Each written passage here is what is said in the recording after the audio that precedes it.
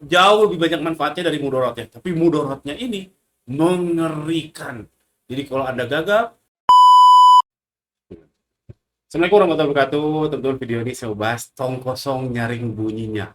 Loh, maaf ya, ini konotasinya negatif. Ya mungkin jadi kayak ngeledek ya, nggak juga sih. Dan mungkin saya sendiri tong kosong nyaring bunyinya. Kenapa saya bikin konten ini? Karena gini, kita hidup di zaman dimana experts yang nggak punya audience itu akan kalah dibanding orang yang biasa aja atau mungkin nggak jago tapi banyak audiensnya.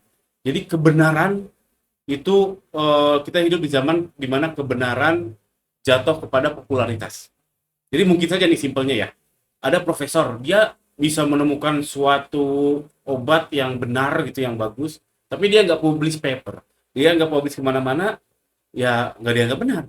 Atau dia cuma posting doang, nggak ada audiensnya, nggak punya mahasiswa, nggak punya pengikut, nggak dianggap benar. Tapi kalau ada yang bukan profesor,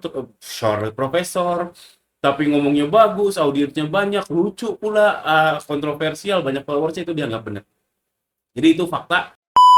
Ya teman-teman, sebelum lanjut nonton, tolong pastikan dulu teman-teman di bawah sudah subscribe ya. Karena subscribe itu mudah, gratis, dan ngebuat saya semangat untuk bikin konten terus yang mudah-mudahan bisa bermanfaat buat teman-teman. Buat teman-teman yang sudah sering nonton, please double check. Tolong double check di bawah sudah subscribe atau belum. Karena ada yang sering nonton tapi belum subscribe. Dan satu subscribe sangat berarti buat saya. Oke, please double check di bawah sudah subscribe atau belum. Kalau belum, tolong subscribe. Thank you semuanya, selamat melanjutkan. Banyak followersnya, itu dianggap benar.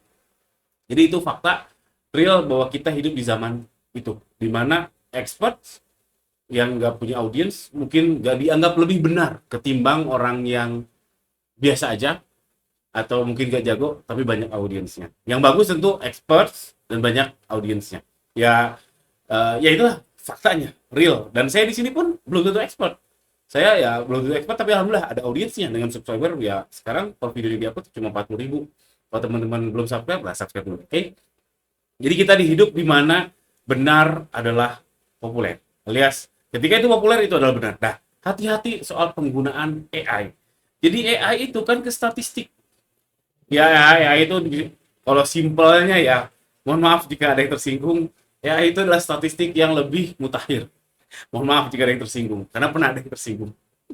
Jadi ini bahayanya, karena AI itu menganggap suatu kebenaran dari sisi popularitasnya. Makanya ini saya dengar dari podcastnya apa Diary of CEO ya, Dok itulah. Jadi dia ada podcast sama expertise AI startup gitulah.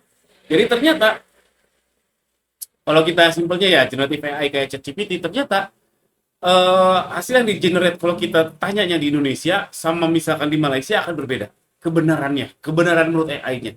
Makanya kita di zaman yang memang luar biasa mengerikan soal hal ini. Cuman ya menurut saya pribadi jauh lebih banyak manfaatnya dari mudaratnya. Tapi mudaratnya ini mengerikan.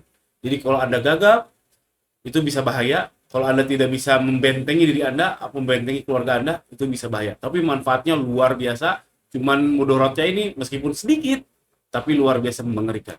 Oke, itu sih. Jadi poinnya adalah kita hidup di zaman yang dimana orang yang punya audiens ya seperti saya belum tentu jago tapi dianggap benar, padahal belum tentu.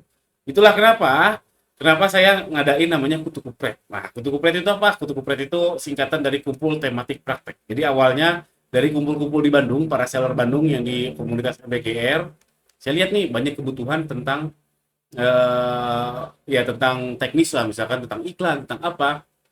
Dan saya tahu orang-orangnya saya nggak lebih jago daripada dia. Ya saya nggak mau. Dan lagian kalau rate saya kemahalan, rate saya kemahalan mungkin. Ya saya juga sibuk ya.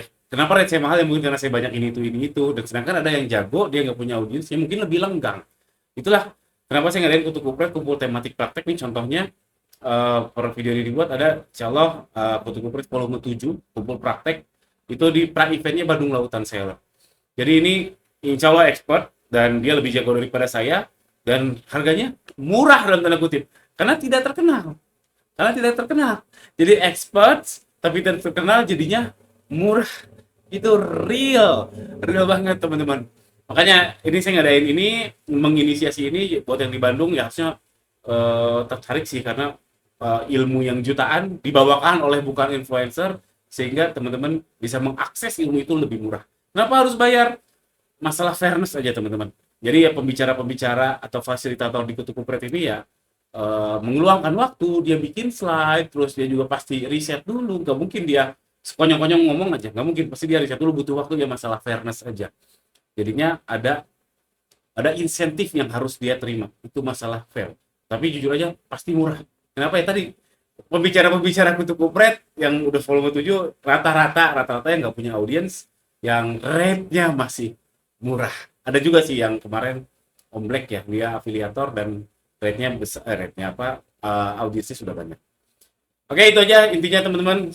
Intinya menyadarkan teman-teman, kita hidup di zaman yang lebih edan lagi ketika kebenaran adalah yang populer. Kedua, kalau teman-teman yang di Bandung, insya Allah akan ada rutin namanya Kutu Kupret, dan mudah-mudahan bisa terjangkau terus biayanya, karena harus ada biayanya untuk insentif buat si pembicaranya. Join aja buat yang di Bandung ya. Itu aja, sekian video ini. Assalamualaikum warahmatullahi wabarakatuh.